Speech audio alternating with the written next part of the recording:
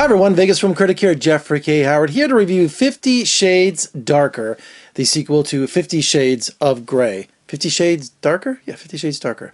I get confused with these titles because I just get confused.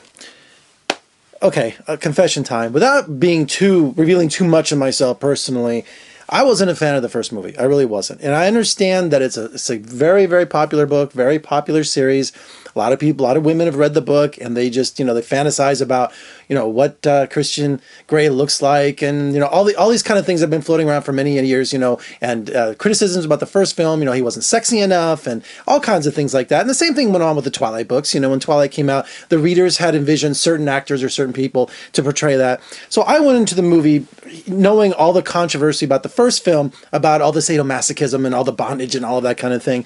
And I was one of those people that's just really vanilla. I'm really, as they say in this new movie, someone who's just not that adventurous, especially when it comes to sadomasochism. I'm not a sadist. I'm a pacifist. So I don't enjoy pain. I don't understand any of that. I know the world is full of fetishes. You're probably like, Jeff, where's the movie review? It's coming. It's coming. So just wanted to set that up. Going into the second one, into 50 Shades Darker, I really did not want to sit through another 2-hour movie of people being paddled and spanked and safe words and all that kind of thing.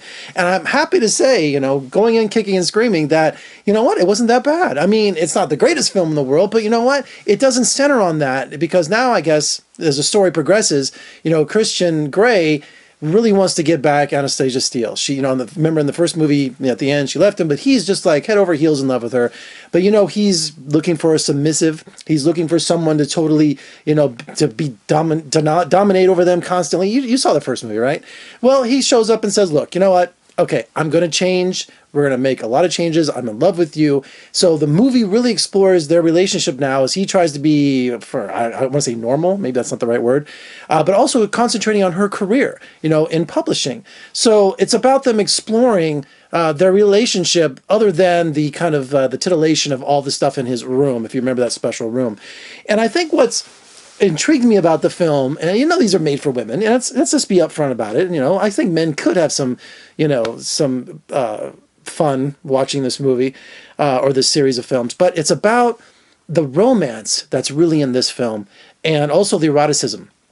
Eroticism is different than something that's really gratuitous or something that's shocking, like the sadism going on in the first film. So this movie does have some really steamy scenes, things and dialogue that I was blushing. And we got the internet now, right? But I mean, you're just not used to a mainstream Hollywood film saying certain things and showing certain things. So the movie does have some really steamy scenes in it, but it's surrounded by, it's more erotic than like dirty. Does that make sense? So it's just really, you could just hear the women in the audience moaning, like fantasizing. And I don't mean like, just like they want to put themselves in, Anastasia's place. They're looking for that their own Christian Grey, right? So that's exactly how I came across with this movie. And I really enjoyed that aspect of it, because now we concentrate on the romance and the eroticism. And not only that, she has to deal with women that's in his past, in Christian's past. So there's all kinds of drama, there's all kinds of humor, and there's all kinds of steamy, erotic elevator scenes and all kinds of crazy stuff. So I was amazed, sitting there saw it last night, and I think, you know what?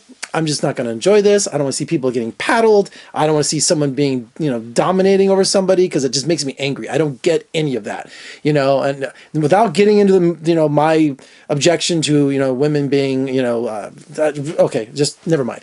The movie was pretty good. I really enjoyed it. I was amazed that I came out going, you know what, that wasn't so bad, especially around Valentine's Day. I can just totally see your dates saying, take me to see 50 Shades Darker. I could totally see that happening. But overall, you know what? There's still some paddling in there. Don't worry. So Jamie Dornan, who plays Christian Grey, I guess he's committed to playing the next movie of the entire series. I think 50 Shades Freed is the next one. And I heard all kinds of rumors that he was not happy with the film or he wanted to drop out. But I guess that's not true, because I didn't really read up on this movie until I saw it. I'm like, wow, that's the guy from the first one. I thought he quit. But according to his agent in the studio, he's committed to the entire series. And Dakota Johnson, she's really good. She's so beautiful. And she really conveys that that really lost girl. She's in love, but then she's like, I can't be this guy's significant other or girlfriend or wife or anything because this guy, I am not what he's looking for. So they try to work through all that, which was really interesting. And the other thing I really liked, if you notice this, she becomes like a temporary manager, like in charge of this whole publishing company, and she has an assistant. And I swear to God, it's right out of Working Girl. She says the line her mother said 30-something years ago. You know, the one Harrison Ford, Working Girl. She's like, I expect you to call me, by my first name, and I expect to call me Anna, and also only get me coffee if you're getting yourselves home. And I was like, that's Working Girl. I mean, I've seen that movie 100 times. So I thought that was really cool.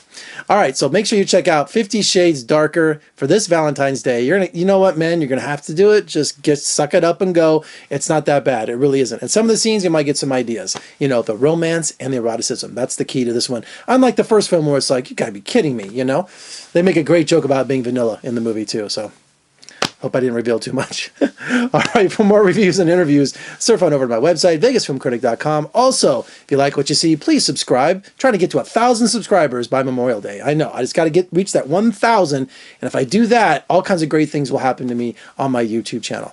Also, share, comment below, thumbs up, all those good things. I'm Chef Ricky Howard. Thanks so much for joining me. I'll see you next time. The check, please.